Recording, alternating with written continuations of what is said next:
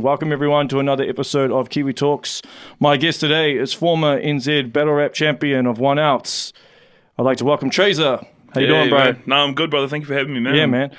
First thing I want to know, bro, is how you actually got into battle rap in the first place. Oh shit. So how I got into battle rap? I've been a huge fan of battle rap for years, man.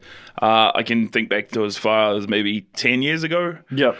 I think the first battle I ever saw was Disaster and Thesaurus, which was on Grind Time, which is I've seen that. Man, it's an old battle. I remember coming across it on one of my bro's hard drives, and I've just been into it ever since then, man. I've kept up with all the leagues for a while, and then I saw Disaster and Scholar at Face the Hate, which was about 2 years ago, I think. Yeah. I saw that one, and I've always, you know, everyone's a rapper, bro. Like, I've always wanted to try it. You know, like, everybody's a rapper, bro. Everybody knows someone who raps, man. Yeah, exactly. So it just turned out to be, you know, like, oh man, this is, you know, I want to try it. That was my first live battle rap event, so I hit Dlar up, man, and rest is history, bro. Did you? Because I can't remember. Did you do an audition? Yeah, I did an audition. So that was when at the time there was some pretty sick dudes doing auditions, and I kind of just chucked my hat in the ring, bro, and it ended up being quite well received. So the dude that I battled, Lazy Eye, was the first battle I ever had, and he did really well, bro. Because he's like a poet, so he's, you know, and he had a lot of support. So they pitted us against each other, and as I did the audition thing. It was just like a quick, 16 bars that I just had lying around in my head, but I just parked up after work and rapped them out. And Nice. Got my first battle. Oh, yeah, sweet. And what was it like the first time you did it? Was it everything you thought it would be? Like a battle? Because it's a different feeling. Like when you're watching it, it's different to being there live with the crowd, you know. Yeah, no, you're right on the money with that one. Nah, it's nothing like, you know, like when you watch a battle rap, you like, you know, a rap battle, like especially with these bigger leagues like King of the Dot and URL, especially URL. Yeah. You know, you see these guys and they're like, there's thousands of people and they're getting gassed the whole time, and when you go to a pub in bloody West Auckland, you know, for your first battle, it's different. Different vibe. It's I was shitting my pants, man. I remember walking back and forth outside the car park there, bro. My legs were just shaking, man. I was just nervous. Never really been in front of people like that. Yeah. But no, it was good. It was good. It was like it was an eye opener to, like, you know, what I needed to do and what I needed to change to become a better rapper. But it was it was nothing like I thought it would be, to be fair. Because when you go to these battles, because most of them are in Auckland. Yeah. Do you drive up on your own? You take part of your crew with you? So my first battle, I took I was like close to 30 people, bro. Like you know, oh damn, all the you know, the team came out in excess, bro. But after a while, it gets hard to organize carloads of, you know, young dudes to go up to Auckland for something that they're not even fans of. Like, you know, I'm the only dude in my group that, like, you know, that really pays attention to battle rap. So it's hard to get them to come. Yep. Which is fair enough. Like, these dudes have their own lives to live and shit, you know. Like, fair enough. So like most of the time, you know, a couple will come up with me, but there's been battles I've had to go up alone, bro. Like, it just is what it is. Oh, bro, next time, bro, I'll come up with you if you're keen. Now I know you're in Hamilton, bro. Yeah. Trust me, I'll hit you up, bro. Yeah, because I took a few of my crew up for the STFU2 because they'd never been to a battle before. Oh, true. Yeah. And they're not really hip hop people, including my missus, but they were fans, bro. One of my mates is an Indian dude. And as soon as the title shot happened between you, and you were like, yeah, Hamilton Waikato, he's an Indian guy, and he was like, yes, I want him to win. Oh my god. Yeah, that's awesome, yeah, bro. you're back, bro. Like, so he's getting support now. He's like really, really into it. But yeah, because most of the time when I've been wanting to go, I've either had something on or something, but I was like, no, I definitely want to get to this event. So like, I'm glad it was nice to meet you there, bro. It was dope. Like, you never meet anybody from Hamilton at these things, man. No, it's all, so when you come, all Aucklanders. Like, from Hamilton, bro, it's like, oh no. Yeah, because I'm originally from Auckland, and then I moved down here a couple of years ago because Auckland's just getting way too expensive, bro. Fucking rat race up there, bro. It's fucking busy, isn't it? It's insane, bro. So like, and the cool thing is it's not that far away. So if I do need to go up there for whatever, yeah. I know Dlar's been trying to organize like a battle here, but I think it keeps falling through, man. It keeps falling through. Yeah, because I think the bars are like real strict and stuff. But yeah, it's harder to find a venue here that are more as lenient as the ones in Auckland. Yeah. If he did have one here, though, it would be Like, there'll be people there, bro. Oh, yeah. You know, like, if it's a different story if it's around the corner. I'll pack the building up. Yeah, so I'm hoping, like, maybe as this podcast gains traction and stuff, it will give me a bit more leverage in terms of, like, convincing. Because I know a couple of the bar owners, but they're like, they're concerned that a fight might break out or something. Yeah, which is fair enough, you know. Yeah, I mean, if you've been to the hood, you know, on a Friday night, it's pretty apparently, gangster. Abs has event happening at the hood coming up soon.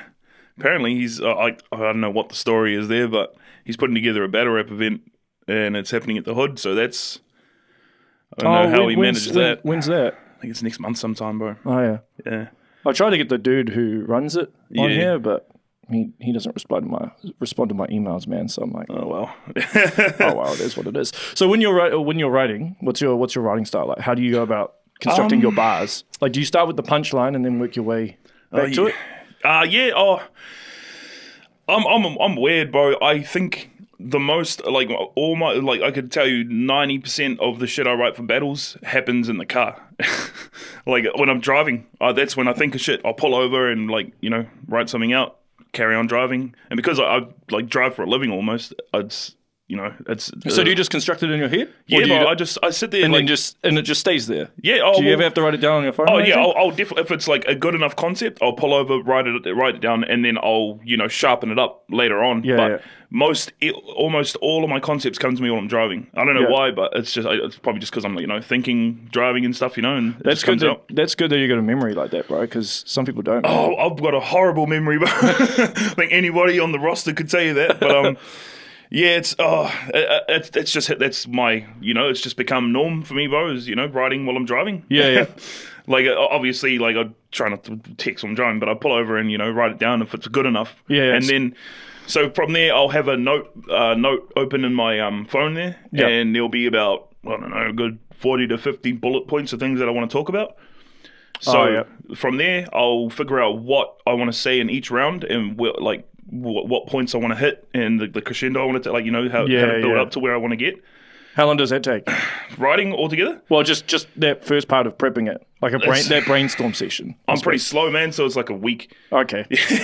A week or two, to be fair. Just to, like that, like if we're talking about actual writing, it's I need time, man. Like a month? Yeah, a good month, yeah. And like a month to write it and then a month to memorize it? Yeah, so usually that's how it works. We'll usually get about 2 months prep time. Okay. So how I try to do it is I want the writing to be done. Nothing else needs to be done to the writing after the first month, so that the second month I can use to, you know, because like reading the same thing over and over and over and over again, it takes its toll, man. You don't want to hear it anymore, and you're like, it just becomes a chore more than anything. And I suppose because, like, with that being said, like with battle rap, there's almost of a performance aspect to it. Like, you got to get your body language and so that's your enunciation, and you know, you've got to say it real loud. You got to project your voice out to the crowd. Exactly, but that's exactly what battle rap is. It's who can sell what they're saying better. To be honest, like. You could have like the most amazing shit in the world, but if nobody believes you, or you know, you're just standing there like a little bitch, and, you know, looking like a fucking idiot, like it's not going to come over. Like, it's not going to go over well. So half the war is being able to, you know, put the crowd in your palm and keep convincingly. them there. Yeah. There's an art to it, eh? I think some people think that battle rappers are like real angry people. Man, battle rappers are the most sweetheartiest people in the world, bro. Honestly. I met PFAK last year because I did a track with him, and that was the first time I met him. Oh, dope. Yeah, and I was asking him, I'm like, how do you memorize all your stuff? And because he said that, like, for his job, he writes scripts and stuff. Oh, okay. So he's got to memorize it fairly quickly. So I think, like, if you have a really good memory, man, you almost have an advantage over some people. 100%, man, 100%, because. Like, me personally, bro, my memory is foul, bro. It's dog shit. So, like, half the battle for me is just remembering it. Like, you know, because I've got a pretty bad history with choking, but it just falls out of my brain, bro. I don't know what it is. Like, I could read it. So you could have it all in your head, and then you get to the battle, and it just is that. Let's bring it up. But like, what happened with Raw Thawt? Is that what happened with that? What happened with Raw Thawt, bro, is I honestly cannot explain it. I'll put my hand on my heart and tell you right now, every battle I've ever gone into, I've had my shit down the night before. Like, I could get through it any given point and just go through the whole thing. But with Raw Thawt, I don't know what happened, man. I got on stage and honestly, bro, it was like some Matrix shit. It just flew out of my head, man. I was sitting there like with my fucking, finger in my mouth looking like an idiot. But like I could not muster up anything of what I wrote. And you just went blank. Just completely blank, man. I was like, I think it was the added pressure of, like there's a bloody 100 people looking at me right now waiting for me to say something. The pressure was on. It was just... Because how many battles have you done before Raw? Raw Thawt would have been my maybe 5th or 6th. Yeah. Yeah. Something like that, yeah. If I can remember right. Yeah. Nobody said anything beforehand that threw you off your game? Yeah, did you have a feed or anything beforehand, or drink water? It was actually pretty. I'm not gonna I'm not making excuses. It was a rough day. It was just like Well, that messes up anybody, bro. Personal shit, but like I'm not gonna sit here and say that make an excuse. I choked. I fucked up. Which is like, the problem is every time you make a mistake in Battle Rap, man, someone's going to use that as ammo. Oh, magnifying glass, bro, at all times. You can't say anything without it being brought up somewhere. Yeah. So yeah, with Raw Thawt, that was like real. I was real disgusted in myself for that, man. I was like, I felt like I let people down, and like I just don't. Nobody likes feeling like that, man. Yeah. I apologize to Raw Thawt. Raw Thawt, that's my bro, man. She's such a fucking amazing person. She was like, no, don't worry about it, bro. Shit happens. Apologize to Dlar, bro. Like I felt ratchet for that because he gave me like that. Event was the event cost that came over. So yeah, it was a big event to be a part of. So I screwed that all up, bro. Like I apologize to Dlar. He said, don't worry about it, man. I told him I want to put me back in the ring, man, because I want to. I want to bring it back, and then straight after that, battle PFAK, and that was a pretty good. I feel like his story was pretty much based around all of that, man. Yeah, bro. He's PFAK. Like I've always thought this about Battle Rap, man. It's a game of who can drive the better narrative. Yeah, PFAK is amazing at driving narratives, but he'll take the smallest fact about you and he'll rip you apart with it. Yeah, like blow it up into the biggest thing. That whole Raw Thawt choke thing. I remember it's one of the best bars ever said to me. It was because me and Raw Thawt were 1.5 minute rounds. Yeah, and the bar that he had against me, he was like minute. So you struggled with that 1.5 minute timing. It was like OJ the way you struggled through the 90s or some shit. Yeah. Oh my god, bro, that was crazy. He's so good, man. I mean, I remember telling Dlar after his battle with Jibs, I was like, dude, this guy will be going places. He's the truth, man. He is. Yeah. You could build the entire brand around that guy and some marketable. Just easily the best rapper we've got, and one else. He's hands down. The truth, man. He's a dangerous dude, man. Like standing across the stage while he's going off is definitely something. Makes you shit your pants. Yeah, he's real creative, man. Real creative. He is. I like some people are just that way inclined. Like I don't know how his brain works, but it's a natural. You can tell it's like something that comes naturally to him. Yeah, like some people have to work like really hard to get that kind of brain, but it obviously comes natural to him. It's just how he's wired. Yeah. The whole B team, to be honest, bro, and they're fucking good dudes as well. Like. Yeah, they're all good. And I think all three of them, four of them. 4-1 doesn't really battle anymore. Yeah. They've kind of elevated the game in some ways. Like everybody 100%. has to up their game. Like one of your best battles is with Allenzo, bro. Yeah, I agree, man. I watched it back. I didn't think I did too well on the night. Like I a lot of my game plan went out the window, but I don't know why. It was just on the fly. I get caught up in it, bro. And I had little things that I wanted to do as far as my performance, which I didn't get to do. But I watched it back and I was happy with what I did, man. But they're different animals, man. They really are. Well, I've said it publicly, but I was like, I thought like Allenzo would absolutely smoke you, but he didn't. Yeah. It was very, very close, man. It could all kind of come down to like a battle of like just preferences. Yeah, because your style is very different to his. Yeah, exactly. Like yours is more aggressive, like in your face sort of style, whereas his is more real witty, kind of master of wordplay sort of thing. Yeah, exactly. He's another one, man. Like I watch some of his stuff and I just don't understand how they think of that. putting words in that order. Like They it use a trips lot me of out, man. like those homophones, you know. Where is it? He had It's all like wordplay and stuff there, man. It's yeah. He had was it with DMG? I think, and he said, oh, I can't remember the helmets line. off stuff? Like he's like had an epiphany or removed the ground beneath your feet. That's a flawless victory. And I was like, oh, brilliant play on words. Brilliant play on words. Yeah, it that's can easily go nasty. over your head like the first time you hear it. Yeah. That's why I like to try and watch battles like a number of times in case you miss something. Yeah, I think for the most part in New Zealand, like well now anyway, like especially in the last like I don't know 2 years, man. It's the rise of the it's like it's an Americanized style, like you know what B Team are doing, you know, real complex, dense with you know content raps. Whereas like if you looked at one out say 10 years ago. When they're rapping in parks and stuff, it was pretty simple, bro. Yeah, it's a different, but it's evolved, and like shout outs to Dlar and the crew, man, who have kept the grind up and the hustle with it to get it to the level that it is. It's amazing what they've done with the league, man. Honestly, to keep it going this long, yeah, and, you know, and such a like a because I don't think like they make a lot of money out of it. I think it's more. I mean, they do have money from it, but that's usually as far as I know, into getting internationals or, you know, getting people up from Wellington or whatnot. Because I think PFAK lives in Wellington now. So yeah, I mean, if he was to battle Damasgus, which looks like it's going to happen. Yeah, that's going to be a good battle, man. That's like the, you know, like, a few people will credit Damasgus with it, but he kind of, like... He's one of the OGs. I feel like, well, my opinion anyway, he's the dude that, you know, made that style relevant here. Yep. Whereas, like we're just talking about, you know, like when they're rapping in the park, bro, it was just like, you know, it was all jokes and stuff. Yeah, it was just like jokes, you know, homophobic jokes and multis, and that's all it was. But I think he brought the complexity in.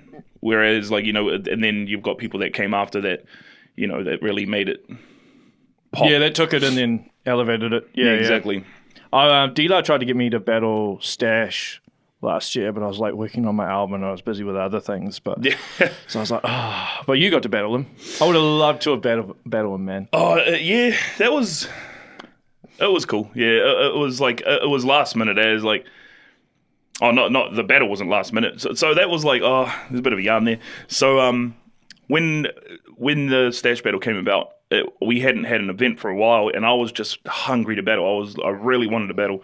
Told Dlar, he was like, okay, cool, yeah, we'll get you a title shot. And we couldn't get one, so he was like, oh, you can battle Stash. I was like, yeah, why not? I'll fuck with Stash. Stash is dope.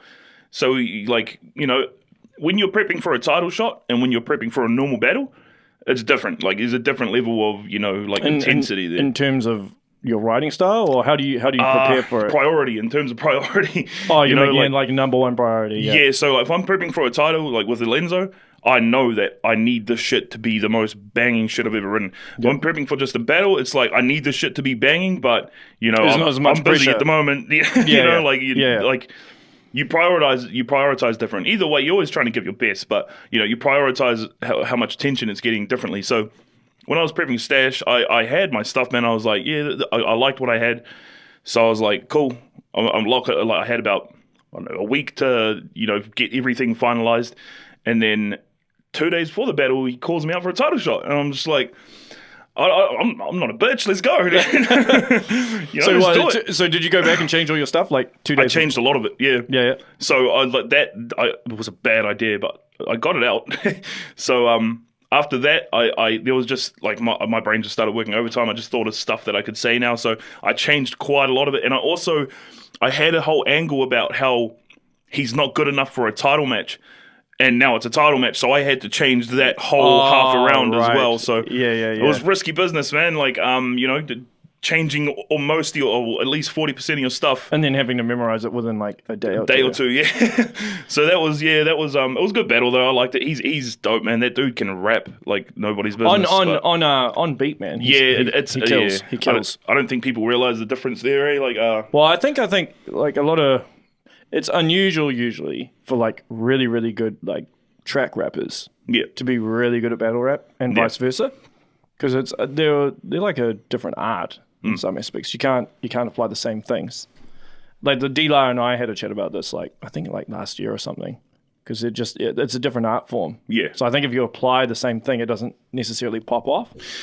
100%, man. Like, you know, I know dudes that are like amazing battle rappers. Like, you know, we've got them in New Zealand, and they just can't make music. But yeah, they can't try to. yeah. Well, it's a different thing when you're like riding on the beat and your rhymes got to match up with the rhythm. You know, exactly. You know, there's a whole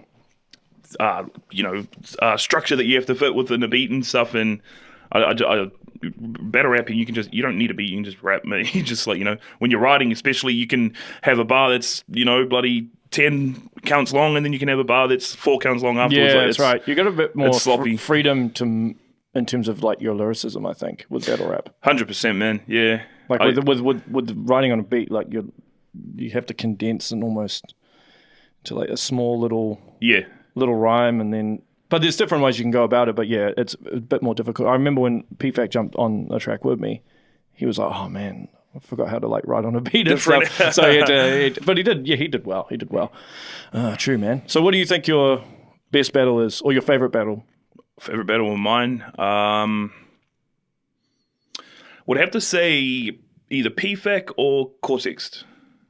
Those were the battles I had I was the most comfortable in. Like, I was in my element there. I did exactly what I wanted to do. Yeah.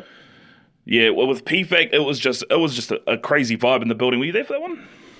No, I wasn't, but I have watched it. Yeah. In the building, man, it was different. It just felt amazing, man. Like, everybody was real receptive of both sides. It wasn't, you know, one-sided with the crowd.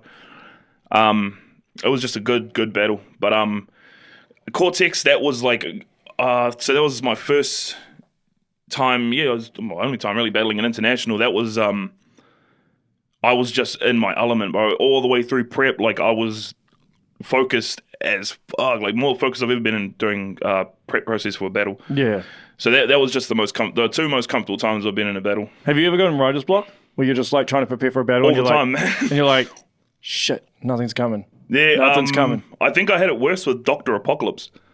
Bro, that guy's insane in terms of like his wordplay. Like, he knows words. And I'm like, bro, do you just read a dictionary for a living? He's an author, bro. Yeah, I know he's an author. So yeah, he just comes up with this like, I don't know what. Yeah, he's crazy. I remember one battle I watched of his where he pulled out like a sign or sign of some sort with like the alphabet on it. That was me, though. That was against me. He was like was it against you? Yeah. yeah. And like he was like using alliteration and stuff, and I was just like, oh, bro, this guy's next level. He is.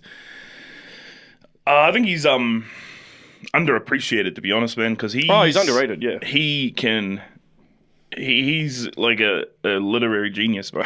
Like, you listen to him, just even when you talk to him. I think because the thing is, it has to be complex enough that the punchline is good. Yeah. But then if it's too complex and it goes over everyone's head. Yeah. And I think that's the problem he has. Like, he says stuff and like I think it goes a lot over the heads of a lot of people because it's too complex. Yeah, you don't want to be the only person in the room that gets what you just said. Like, yeah. You never want you have to go back and listen to it twice. Yeah. Because sometimes I've had to do that with him. Yeah. And it's like, because like quite a few of my boys back in West Auckland, they're like, oh, you should do a battle and stuff, and then some of them were a bit worried that I might say stuff that's too complex as well. And then, do you ever worry about that? If you're saying a punchline, you're like, I hope people get this. The issue with, like, I've found out with me, and I've only just recently found it, is that I'll write something and I'll write something else that ties in with the first thing that I just wrote. Yeah. But then that first thing I wrote, I'll take it out because I think it's dumb, and then that second part has no context because... does that make sense to you? Like, yeah. So there's no context at all because I took that first part out because I So just then when you say it live, people don't get it. Yeah, and I get it because I remember that first part. Because you wrote it. Yeah, so that's the part that's the thing that I have the most issue with as far as not making sense or people not getting me. But like, other than that, man, I try to stay away from being too. Is there ever complex. a time though where you're like, yes, this is gonna hit, this is gonna be such a cool punchline, and then you say it and nobody reacts, and you're like, oh. Every battle, bro. It happens every battle. Like, when you're writing battle rap, it's you try to account for where you think the crowd will go off. Yeah. So like, let's say like I would like it's like say if you're rhyming on a track, and you want to change the rhyme scheme you're using, you can't just chop it and then start with the next rhyme scheme. Yeah. Well, in my opinion, anyway, you have to kind of like make them correlate it in some way. Yeah. So even if you just like you're rhyming your middle bars with the middle bars that we're having on the last bar there. So, we went on a bit of a tangent there. I forgot what I was just talking about. Talking about like you say something and then the crowd doesn't get it, even though that you think it's a killer punchline. Yeah. So. It happens all the time, man. I could sit here and give you a bunch of times that it's happened, but we'll be here for like 3 hours. it's well, because really I would imagine much. it would like throw you off your game a little bit. Like if I was standing there and particularly because obviously there's a bit of a psychological aspect to battle rap as well, right? So, like you don't want to get messed up from the crowd. Like, and I think some people don't take that into account. They don't react, or they react in a negative way, or something. It's a huge factor, bro. The crowd they're just as much part of the battle as you and the other dude are. Yeah, that's right. But then you do get some people that just gas a particular person. Yeah, gas is just part of the culture, bro. It is what it is. Like people will always complain about it, but if you're good enough, you'll win. Like that's the way I see it. I kind of took the little bit of a gas angle with Allenzo just because. I don't know, dude, one of the cool things I liked that you did in the battle, because this is the thing that I noticed with a lot of the B team guys, is people tend to use the Christian angle a lot, like all the time. That seems to be the main angle. But like with you, like you use the fact that he was like the weakest of the B team and stuff. I like that you use that angle. I was like, oh, that's a cool angle. Yeah. Rather than just because like I'd imagine riding against any of those guys would be quite difficult because the Christian angle is probably the main angle. And then trying to think of a different angle is actually pretty hard. Like all of them are undefeated. They haven't lost. They haven't choked. None of them, They're clean records all. Yeah. All I down watched the board, I watched JP80's debut again against Viv. Dude, that is body of like. It's probably the worst. The game. I would say it's probably the worst battle we've had in one body. Sorry, we've had in one else. It was something to behold, man. It was something else live as well. Like, I wouldn't like if that was me. If I'd been in Viv's shoes, I'm like, oh, fuck this, man. I'm not coming back to one else. That's man. what he did. Yeah. Haven't seen him since. Because that's that was ultimate humiliation, bro. And what made it worse, man, was he got in his feelings bag way too much, bro. And he, pretty much tried to start a fight almost with JP. Was this at the battle or after the battle? During the battle, he not actually starting a fight. Well, yeah, it looked that way. Yeah, he's like, let's go. Yeah. And JP popped the fucking rebuttal on the fly, bro. Oh my god. because he said, because Viv goes, fuck you or whatever. Yeah, and played right into JP's hands. He played straight into his hand, bro, and that was just the cherry on top of the missile that JP just sent towards him. One of the best debuts. One of the man. I would say it's probably my favorite debut. Yeah. JP is he's something else. He's man. so good, man. He was on point at the STFU too. Man. My god, I talked to him beforehand, bro. I was like, I'm good with all the B team, bro. Like, they're great people, but I have nothing but love for them. No, like harsh feelings at all. I've lost it to them. It is what it is, bro. So like, I saw them. I always, had to shake hands, bro. See how ask how they've been. I was talking to JP. I was like, before the battle, bro, I was like, how you feeling, man? You're prepped up? And he's like, nah, not really, bro. I just finished my third last night. I was like, oh, shit. And he's like, I don't think it's going to be a good battle, bro. Real humble, bro. And he gets up there and fucking kills it, bro. I'm like, you fucking cunt. You just lied to me. Yeah. He might be trolling you, bro. Yeah, I feel like he was, bro, because he went off, bro. I was listening to him and I was like, wow, this dude I haven't different. Listened back to I haven't watched the whole thing back yet. I was only there at the event and live and like, oh man, some of his punchlines, bro, so good, man, so good. Yeah, he's like another dude, bro. Where I can like when I was watching him at SDFU too, I was just like, how do you think of this shit? Like, seriously, bro. Like, how do you come up with it? Everything is woven together so perfectly. Like, I don't get it, man. Yeah, they're just different dudes. Like, they're I know because I did talk to Allenzo before his battle because he's going to come on here at some point. But, dope. He'll be yeah. Dope, and he was saying that what those dudes do is they actually battle each other beforehand. Fuck that stuff. Like his prep. So what Allenzo said to me is like, basically I'm having 2 battles. So I have to battle my team as well as Traser. It's actually amazing, bro. That's like so a really good idea. I think they battle each other as like prep before the event or whatever. Or maybe because there's two types of rhymes, right? Like you've got the generic stuff that you can kind of use on anybody. Yeah. And then you've got the actual and then you've got personals. Yeah. So maybe like what they write is they might have some generic stuff. And they just use that on each other. Play it. Yeah. Because even like, some of the stuff JP used, he could have used on anybody, really. Yeah, that's like a I don't know. I guess we could maybe call it a debate about like filler versus content. Like people having shit that could be said to any person that just walked. It's not direct, and I feel like content that is like molded to a person is a lot better than something you can say to any person in the room. Like that's why I think PFAKs and PFAK, all of them really. Bar JP, like he had stuff that wasn't directed, like quite a lot of it at STFU too, but it was still dope stuff. But like they're really good at focusing on, or PFAK especially, like like making something that's directed at you and cannot be said to anybody else. Yeah, I think it hits way harder when you do that, bro. Like, yeah, man, like those guys are so good. Character assassins, that's what they are. Yeah. Like, I'm trying to think of anyone who could probably like body any of them, and it'll be a while before you'd have to get like an international. Yeah, just move the mic a little bit. Shit, sorry, bro. It will be a while. I would like to see like maybe some of the B team versus each other. Yeah, that's. I mean, that's an inevitable. Yeah. But it has to happen. It will happen at some point. I mean, the top 3 spots are them at the moment. So pretty much. I mean, I don't know how long Allenzo's going to have the title for. Yeah, it'll probably be a while. Is there anyone that you haven't battled that you really want to battle?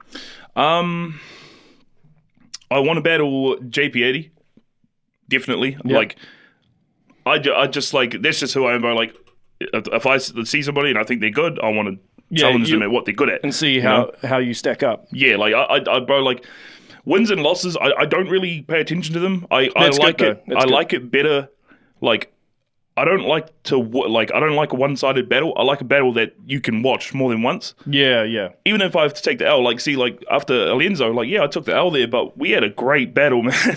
It was so close to the wire. So close to the wire. It was really good. Like it's going to be, a battle you can watch more than once, and that's more important to me than wins and losses. Like I've got wins and losses; it doesn't really matter. But yeah, JP, bro, like I know it's a tough order, but definitely want to battle him. Clue. Oh yeah. Yeah, we started in the same event. Like we debuted at the same event. Yeah. And we've always been good, man. And I like how he battles. Yeah. Like I like his style, so I would like to go up against him. After watching the pay-per-view, Billz, I'd love to battle Billz, man. Billz is dope. He had line of the night. I think. That shit was. Yeah, it was like, that hit deep, man. Yeah, because I didn't actually. It's like when I'm battling, I try to I don't really have the time to be watching battles. I'm like getting in the zone and shit.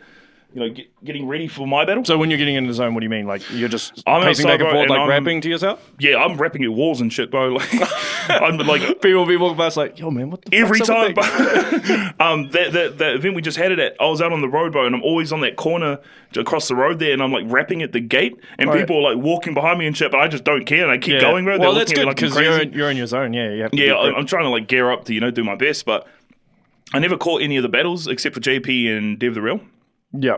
And with Bill's battle, I saw that clip that somebody posted. Oh yeah, somebody posted the clip about his dad. Dad, yeah. And when I was watching it, bro, and he said, tell the doctor we're going to beat Dad too, but I'd fucking toss my phone in there, bro. I was like, oh, God. Yeah, such a good line, man. Yeah, and he wrote it the night before, apparently. That's crazy, yeah. Yeah. That was a room check. But yeah, I've always been a fan of Billz, but after seeing his performance, I would love to stack up against MCL. He's up there. He's up there as well as one of my favorites. Yeah, man. The scene's in a good place, man. It's thriving at the moment, man. It really is. I'm like leaning more towards like I watch and listen to more battle rap now than traditional hip hop because I'm not really a fan of mumble rap and drill rap. And I don't really think it's rap, man. It's its own little subgenre. It is what it is. yeah. I'm not really feeling it, man. So I'm just like, yeah, whatever. Yeah. So it's cool, man. So what? Besides from that, do you write much music? I used to, me and a dude called Rorschach, we used to pump music out religiously, man. We were making crazy amounts of music. But it kind of just took a backseat to battle rap, eh? It's fair enough. It's pretty hard to do both. It is. It's real. It's hard to keep, like, people do it well. Like, I think Scholar does it well. Yeah, I mean, if you're making money from it, I mean, it's, some people like say, it's a bit eat-ass to say, but like, if you're making money, if you're making money from it, then it's a lot easier to make. The amount of time you dump into it, you get some money back at least.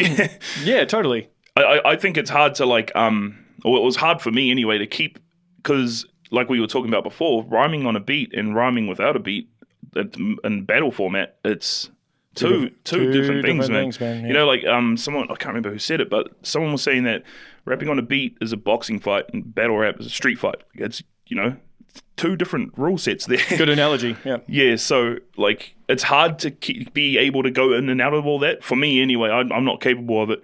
There are people that do it well. Scholar, he makes great music, and he's a great battle rapper. Yep. Big Boozy, that dude is, man, he's like a good friend of mine.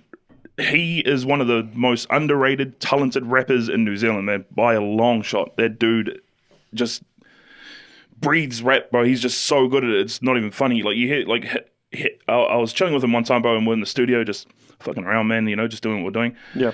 And he puts a beat on and he's like, oh, yeah, let's make a track. Yeah, sweet. Bro, he takes about not even 9 minutes, bro. And he's got a hook and he's got all this shit ready, bro, and everything, and it's immaculate, bro. Some of the best shit I've ever heard. Like, he is next up, bro. He's a hidden gem, that dude. Yeah. Yeah.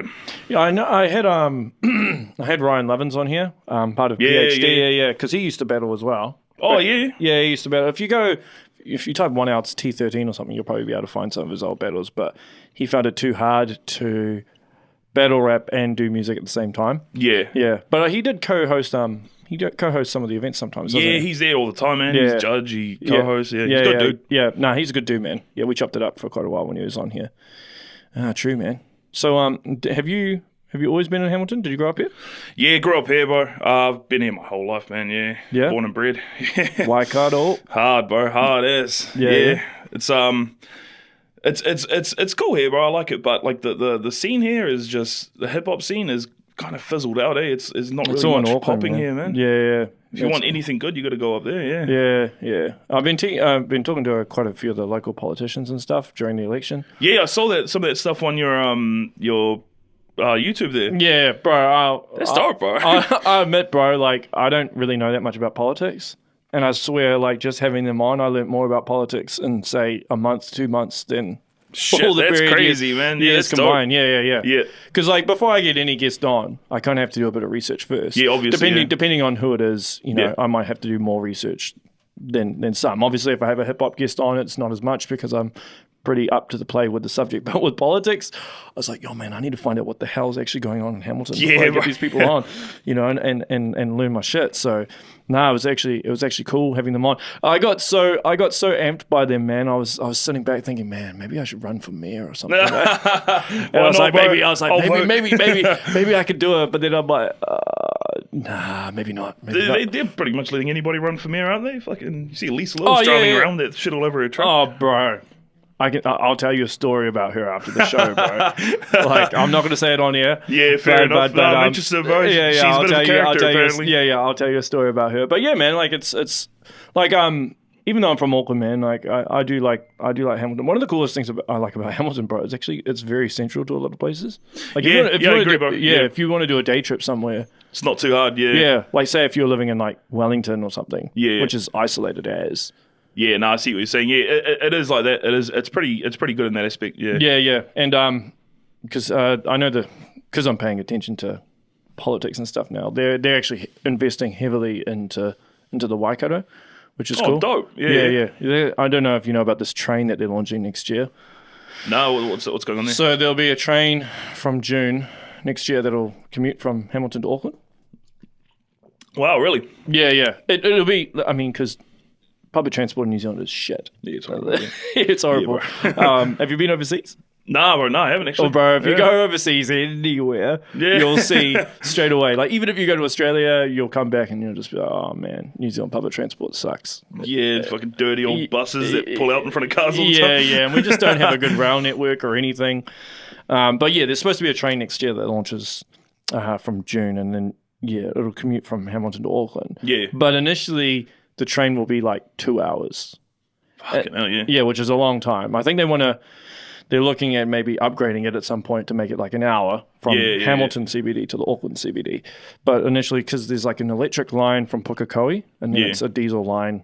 So you have to go to Pukekohe, get off, and then get onto another train that goes into CBD. So it's still a pain in the ass. But I think there's like Wi-Fi and a cafeteria and stuff that'll be on the train. But shit, I'll do that just to do it, to be fair. Don't even need to go to Auckland. I'll be keen to just jump on a train. Yeah, I'll be keen to try it. If it's a roaring success, then why not? Yeah. Then they'll upgrade it, you know. Yeah, exactly. Yeah. I was talking to a dude the other day. He just got back from Japan, and they got the bullet train there. Oh yeah, bro. I want to go to Japan at some point. He reckons a trip from where he was to about Auckland away, or like a bit further, 2 hours ish. Yep. He reckons it got done in 20 minutes, bro. Yeah, man. If we had high speed rail, fuck. Yeah, bro. Like if you think about, say, from like Whangarei to like Taupo, you got a lot of towns and cities within close proximity to each other. Yeah. So if you had like a high speed rail network, man, you could get to Auckland in like 20 minutes, get to Taupo in 20 minutes. Yeah, what do you mean? You could like go to so many different places. Probably the future, to be fair. Eh? Yeah. True that. Yeah. So how long you been doing this podcast here? Since June, I think. June. That's dope, bro. It'd be pretty interesting. Yeah, you'd have to do your homework quite a bit, though. You know, you don't. Like, like this is part of the reason why I don't even do music anymore. You guys have been trying to get me to jump into the battle rap scene for ages, and I'm just like, dude, I just don't have the time to do it, bro. There's so much time that's involved just with like getting one guest on, man. Yeah, like I'd imagine, man. Yeah, like the research is obviously one part, but then obviously the actual podcast itself, and then you've got to edit the camera angles, and then save it, and then upload it while trying to do research on other guests and trying to contact other guests to get them on. Yeah. So it's pretty. Keeps you busy, eh? Yeah, it keeps me really busy, man. Real busy. So I don't know. What made you want to get into it?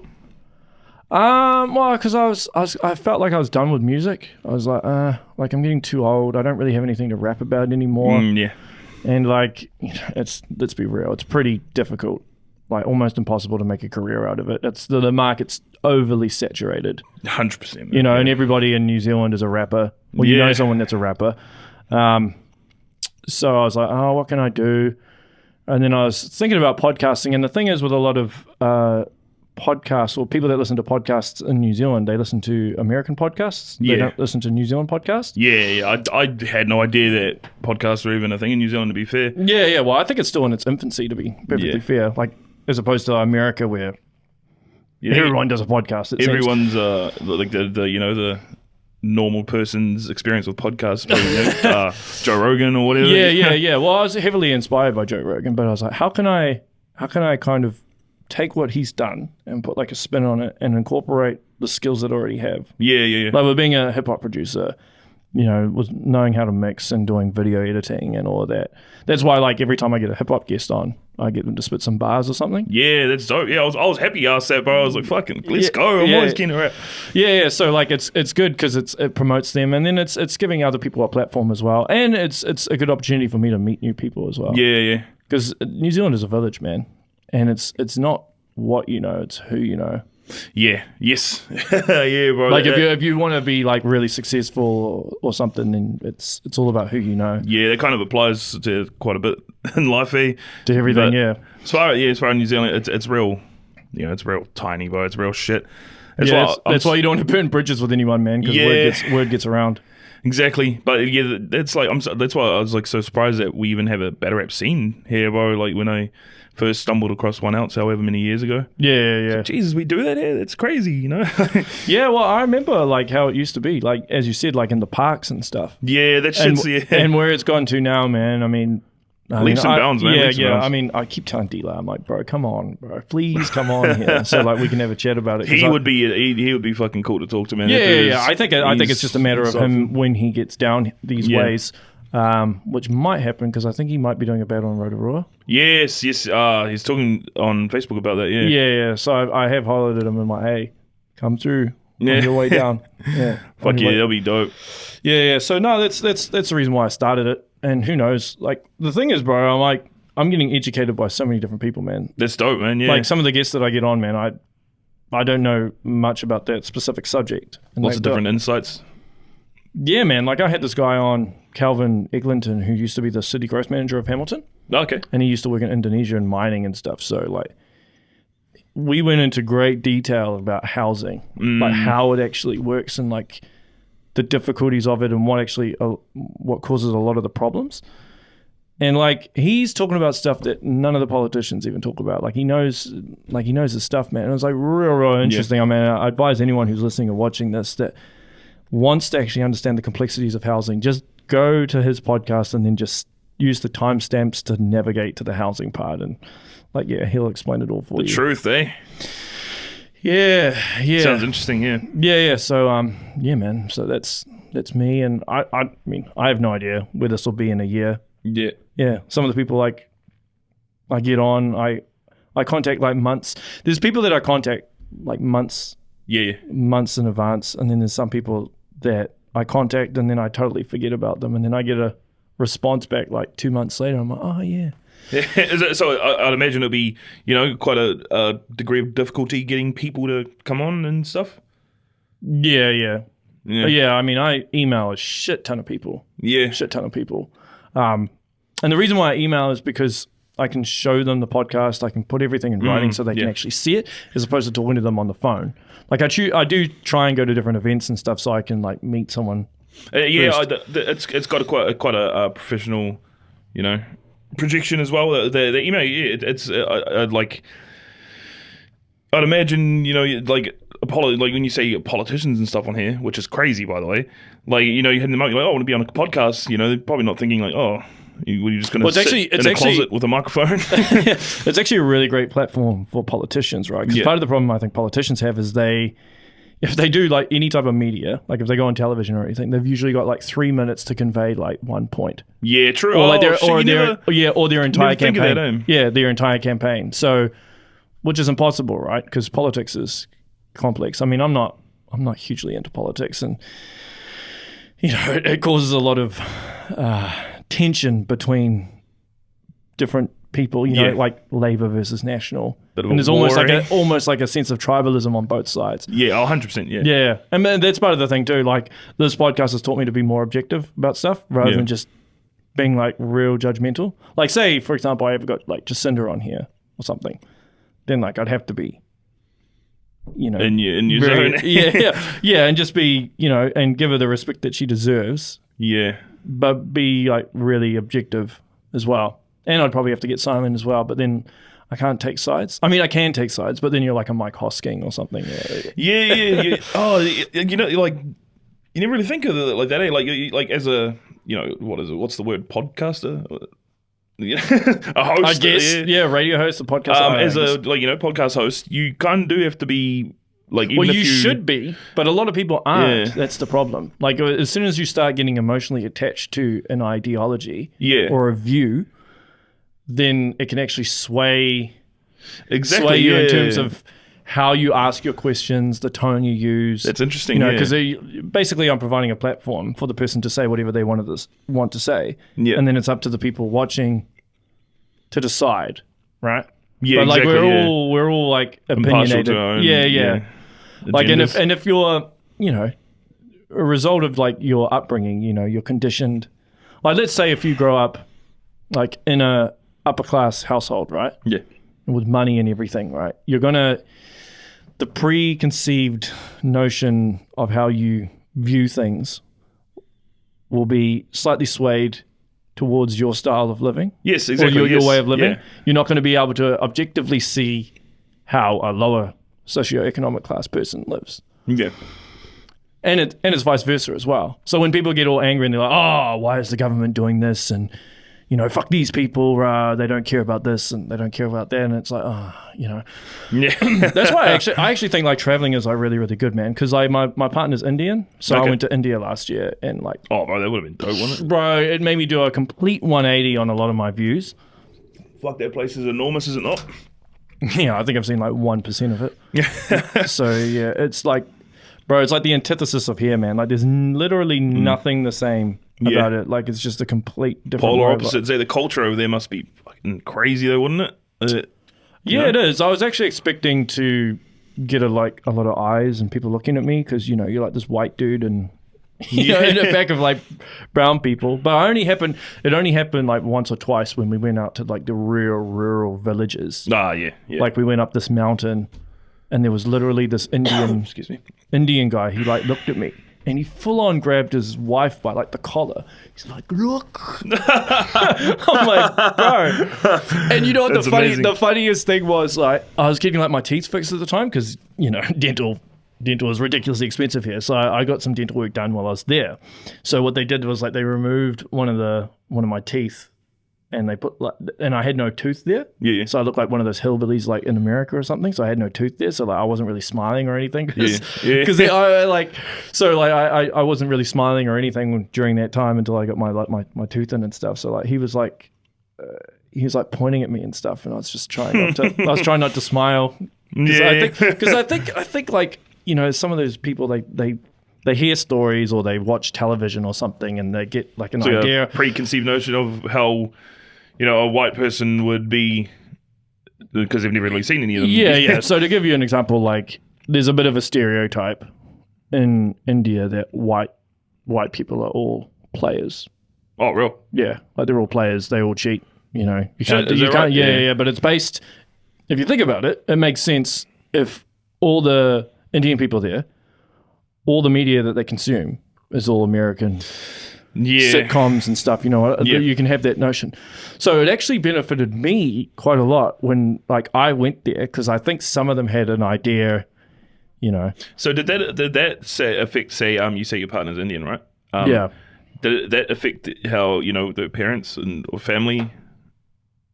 Well, they were great. Like, I like honestly, all the people in India were like really, really nice to me. Yeah, like I can't. Yeah. Thing of you that you're just. Well, maybe they did. Like, and my partner told me this. So, I think there's always with any culture, right?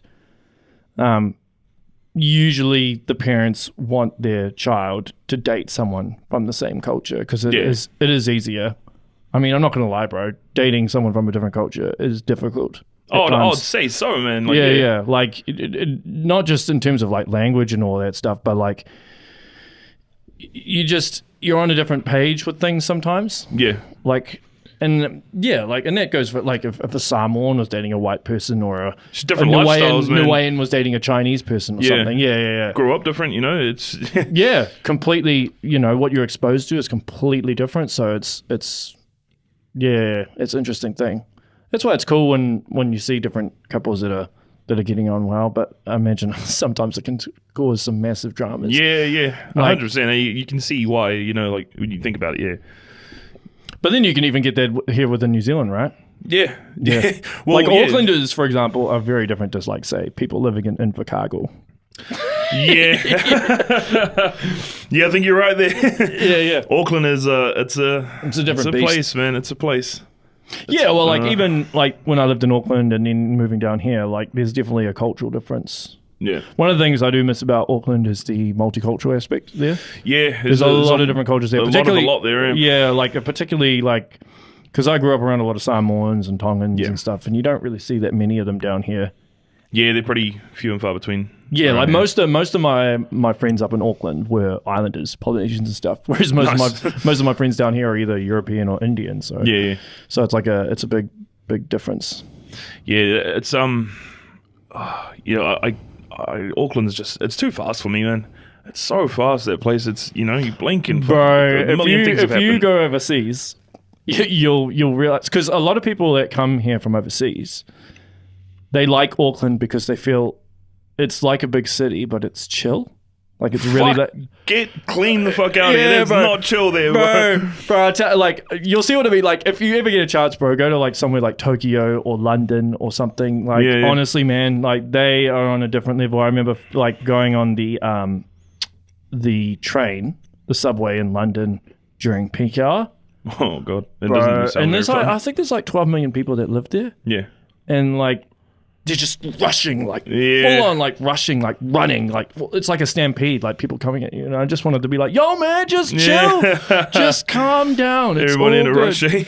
Yeah. Like so. That's how I see Auckland, bro. That's like it's all based on perspective, though, right? Yeah, because like you hear like that's also why like Hamilton, bro. It's quite neutral as far as not being too overcrowded and too busy, but it's also a city, like.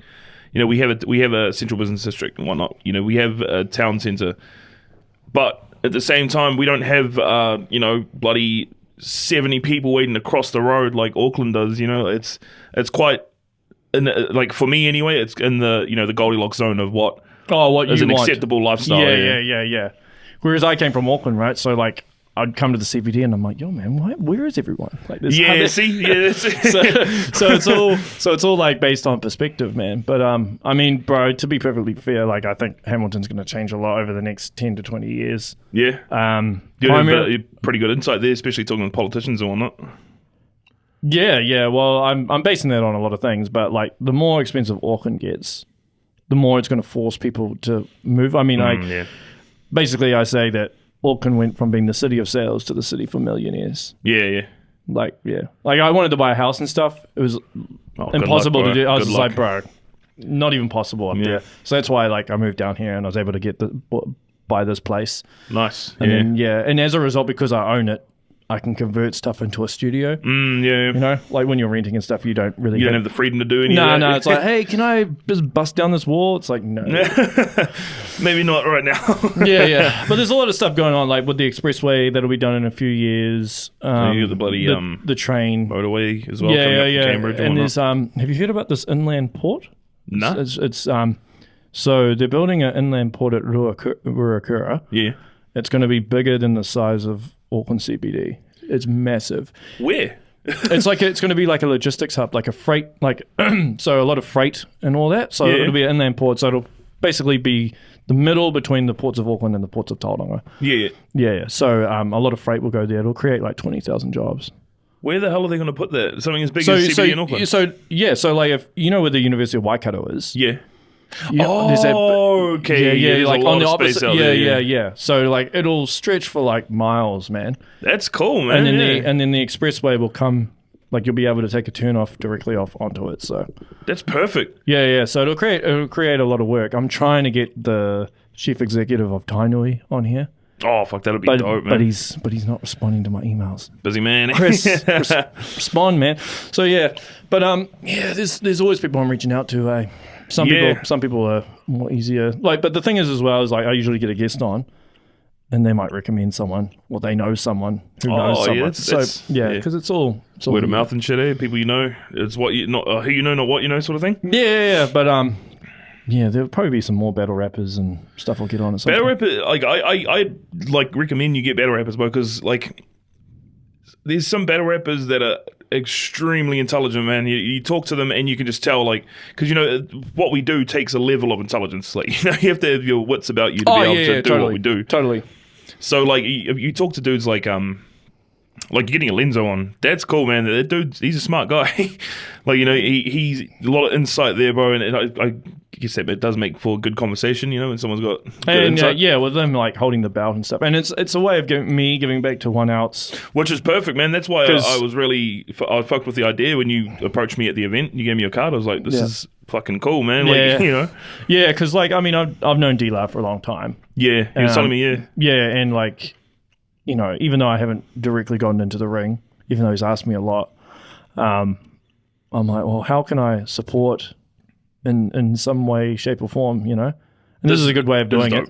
Yeah. Puts a bit of spotlight on it. If the time, I mean, I've got ammo stacked away for the day that I ever do jump at the ring. Do it, bro. I was running past it because some of my boys are like, yo, man, you need to jump in. And I'm like, I'll do it at some point. But, but in the meantime, having one, because a lot of people still don't know. It's still like It's pretty niche, man. A lot of people don't know what it is. It's very underground, especially here.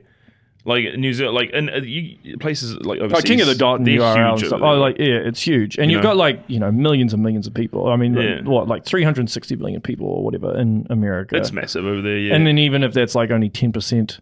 And these dudes are making like livings off this as well, of doing this. Yeah. And paid a lot. Yeah. Like that's not the case yet with like 1 ounce. Yeah, well, obviously, we're still, like, even though the league is 10 plus years old, it's still in its, infancy stage. Like, it's still getting on its feet as far as, like, because there's not many people here, bro. And if you take, the low amount of population that we have in this country, then you shrink that down to people that are into hip hop, which, will be a big amount, but then you shrink that down to another subgenre of hip hop, which is battle rap, and then you shrink that down to people that are actually going to support it. Like, it's, it's a funnel effect, bro. Yeah. Like, one of the things I'd like to ask Dlar is, like, how he looks at marketing it. Because it's a very difficult thing, right? Because of the brutal nature of some of the things you're saying. Yeah. I guess. Yeah, that's why, actually, I wonder if he could, like, if you had, because a lot of the B team don't use any cuss words. Which is pretty amazing. Which is a feat in itself, right? Yeah. I actually think that's why they might be as creative as they are, because they refuse to use cuss words, so they can't rely on any. It's filler. Cuss words. Yeah, filler. It's filler. It is filler. So they find a more creative way of doing it. Yeah. But let's say if you had PFAK versus JP80, right? You'd immediately, like, Dlar would be able to market that a lot more broadly, because like let's say if you did like a sponsored post or something on Facebook, for example, because like when you do a sponsored post on Facebook, if it has cussing in it, you won't get any advertising. Like, you can't. Goodbye. They won't let you. And even with like TVNZ and MediaWorks, although MediaWorks is going under, but but like slip that in there. Yeah. But like TVNZ, like they wouldn't be able to, because I know TV1 did a little piece. They came to an event. Yeah. But it was really very small. Very, very, very small, and they only take. It was cool though. Yeah. So it'd be very difficult to market, I'm sure. Yeah, it's just like the natural stigma that goes with two men standing on a stage screaming at each other. Like, you're not going to be able to market that to, say, TV3 or whatever, whatever the company may be. But like, I think because like an outlier, someone that's looking into what we do, can see this threatening to kill each other on stage, but it's it's really quite it's especially amongst the battlers, it's real. We are. You guys have like a community, which is cool. Yeah, and everybody. It's all love. With everybody. Yeah, it's always all love, and there's never any animosity except when someone says something really overboard and dumb, which is like comes down to the whole argument over personals. Did you ever? I don't think you probably never met him, but this guy Xceed. Oh my god, what a tosspot! I've never met him, but oh my god, bro, he's literally caused so much shit for the scene. Like, I never met him, but I talked to him a bit online, and like, oh, bro, I'm aware of him. I've never met him. I would be okay with not meeting him, to be honest. Well, like he stood on the Samoan flag, so what like a fucking idiot. He's like pretty much a target. Like, I think he's not even living in New Zealand now. Or he had to go to Canada or some shit. Yeah, well, because if he comes back here, man, he's gonna get stabbed or some shit. Yeah, man. Like, I'm like, yo, like, I grew up around Polynesians, man. Like, you don't stand on their flag, man. Like, no, in any culture, like, don't be a clown. Like a lot of Samoans, like, I know, like some of the most humble, gentle people as well. Until you piss them off, you do not want to piss off a Samoan or a Tongan man. Like, once you do. Bro, it's game over for you, man. Yeah, no continues. Game over. Like, yeah. Yeah, well, that whole thing, bro, it's I found it like. Did you see the one where he I think it's the most viewed one on 1 ounce YouTube channel. He pulls out the picture out and he rubs it on his dick. He pulls out. I know the dude that punched him, bro. Oh yeah, dude. Fucking good dude, man. He's a good dude, and I talked to him about that too. I just met him like last year because So me and Big Boozy, we're quite good friends, and he's one of Big Boozy's like best mates. Yeah, like one of his brothers. And I was like, oh shit, met him, bro. Having a few beers together. And I was like, fuck, you're Stormforce, aren't you? And he's like, yeah. And it's like, I just asked, bro. I was like, bro, can you break down what happened that day? And he reckons, bro, he like the video. Obviously, it's a negative light, but And it's only showing you one perspective. Yeah. You don't know everything that happened beforehand. Exactly. Yeah. So what happened, for anybody listening that doesn't know, the two dudes are battling. One dude pulls out a picture of the other guy's sister and rubs it on his balls. Which is, it's fucking like, and I talked to Stormforce and I said, yo, what happened there? Like, just run me through it. And he said, like, Stormforce is, and he's just like any other man, like battle rap is, it's fun. Yeah, let's battle rap. We can rap against each other. But the second that you bring family, a name or a picture or something like that in, all bets are off. And I agree with him. Like, I do agree. I don't agree with what he did, but I agree with what he said. Like, there's better ways to sort it out than punching someone on camera. Oh yeah, man, totally. It's just putting yourself in the shit. But yeah. Xceed is just. I don't know him, both, so I can't judge him personally. I would be open to having him on here, but I would ask get him in the country. But I would ask him some hard questions. I don't understand. I don't like. Maybe just shock value, whatever. But there are some people that do that. Like, he's trying to do the shock value, but he can't. Yeah, he's doing it the wrong way. It's just standing on a Samoan flag while you're battling a Samoan in Auckland. Come on, man. You shouldn't do that anywhere to anybody's flag, but it's just disrespectful. What do you expect to get out of that situation? Yeah, and it's not even like it's a cool or clever punchline or anything. It's just like, it's just a lame joke. Yeah, it's exactly what it is, man.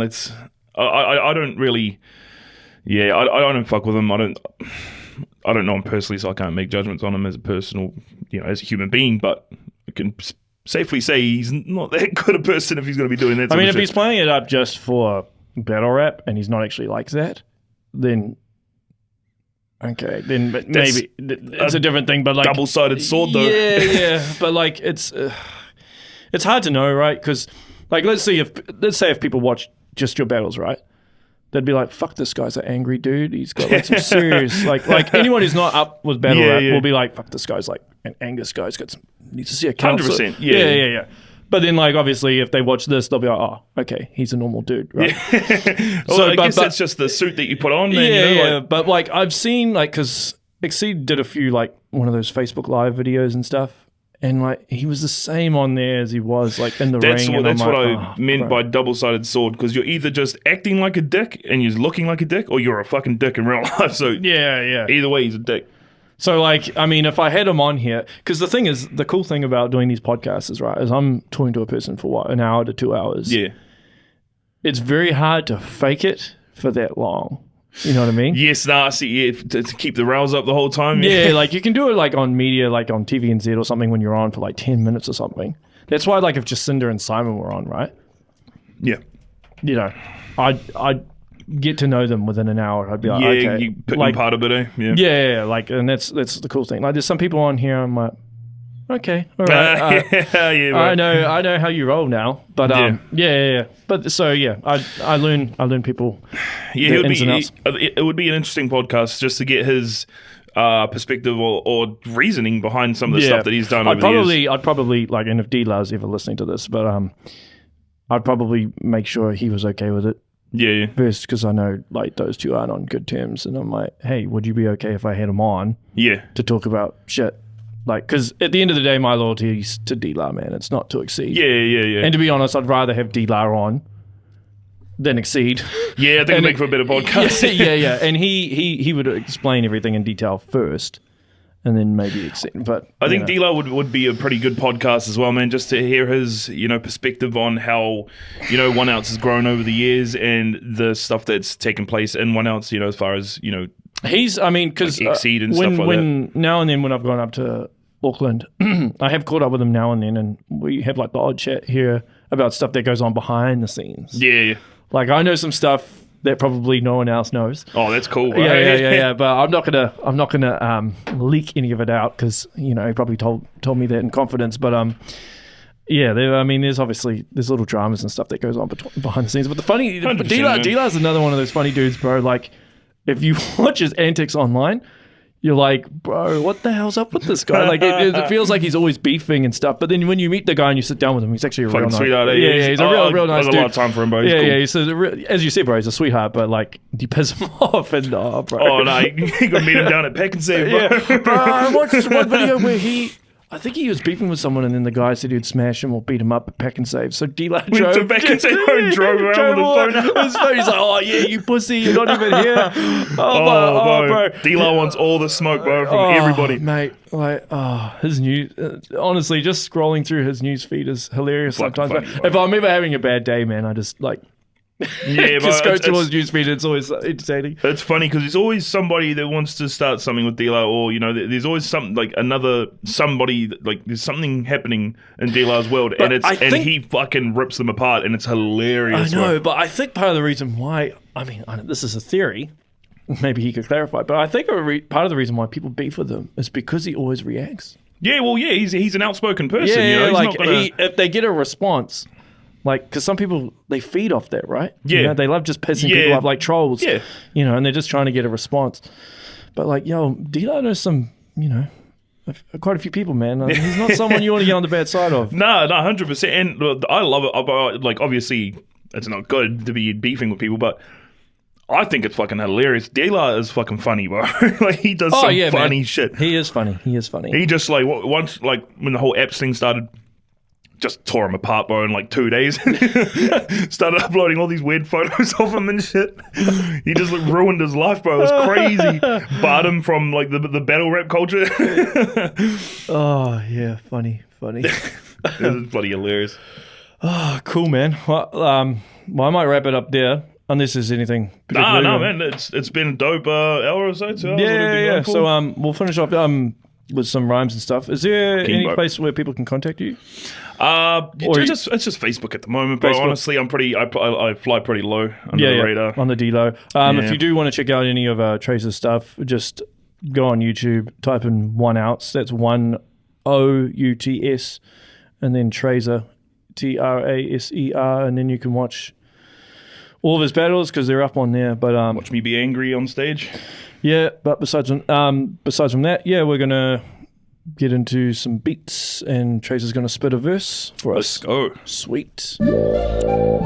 Yo, Tracer, man, Hamilton, 1Outs, New Zealand. Look, Yo,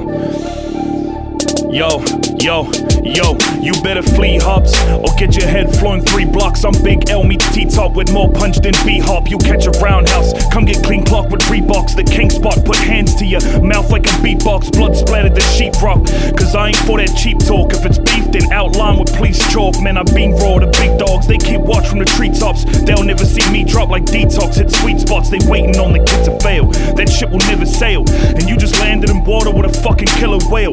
I'm at your door with a box like I deliver mail, and these motherfuckers feel every word like that shit was braille. I seen a few of these cats, man, I just laugh at them. I caused the Holocaust with a fucking pen and pen.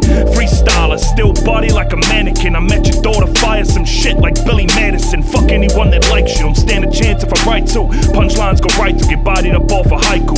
No more fucking nice dude, write this shit just to spite you. Get pop from a king like Michael, a psycho, teach him like high school. Break appointments to fight you. Bought an axe and a nice new butterfly knife to slice to rip out anything inside you. Connect to your head like kaiju, burn your insides like spice do, then watch your head get boxed like all of your friends on Skype do. I'm nice, dude, ain't the fucking type who the word whack applies to. Disciple of this rap shit, foretold in the Bible. Putting out your top, man, I've ripped right through with uppercuts more fire than Ryus. Man, who you trying to hang with? The streets say my stuff they can bang with. Show respect or get your ass damaged. I make that ass backflip, ain't the type to swap hands with. Ain't no shaking hands, kid, I break the hand you dab with. The Titan, the giant, motherfucking Goliath, the almighty killer you don't wanna try collide with. The fire's been lit inside of the belly of the beast, and now they run him off the streets, fucking chuck him on a leash. I'm the rawest, and you don't know what strong is. This the incredible Hulk wearing infinity gauntlets with more strength than Thor gets twirling his hammer inside of the eye of the storm. Shit, I'm more sick than them sore flicks. They stay gassing up the room like like it's Auschwitz. You don't believe me, dog? Eat a bag of tall dicks. I write till my arm falls off of forfeits, cause I can get writer's block, dog.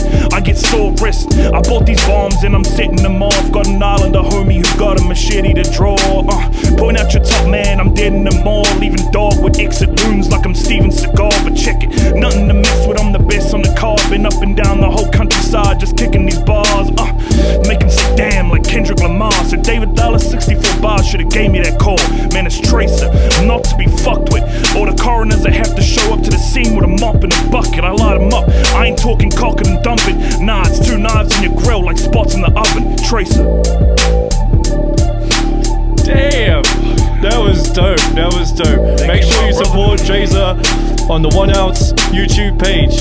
And stay tuned to the battle rap scene, man. Tracer, man, stay with it, man. New Zealand battle rap.